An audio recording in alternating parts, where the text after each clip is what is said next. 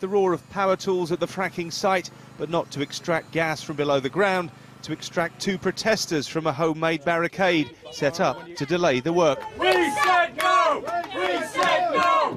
Today was the day energy company Quadrilla was due to begin work at their site at Farmland at the edge of Blackpool. We said no! And it was the day protesters chose to make another stand against it. So many people here for so many reasons, but mostly afraid of the consequences. I'm extremely worried. I have young children who, I live in the area. It's not somewhere where I want my children or my future grandchildren to grow up.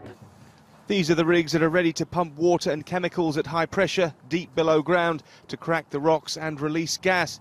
Environmentalists fear that will result in earthquakes and the contamination of groundwater. Henry, chained to a platform on a van in the entrance to the site, says he just wants to delay fracking here as long as possible. I intend to stay here to prevent Quadrilla working for as long as possible, cost them as much money as possible, and to show them and others in the industry and investors who are watching that this is an industry that isn't going to work in the UK. But despite his efforts, work started here just after 1 p.m. The company behind it say they're doing nothing wrong. We injected the first fracking fluid into the shale, and it's gone fine. We monitor for a period, and then we continue on tomorrow, and the process carries on pretty much for the next 3 months. So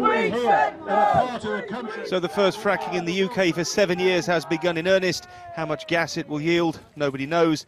For protesters, nothing can justify an environmental cost which they fear could take years to emerge.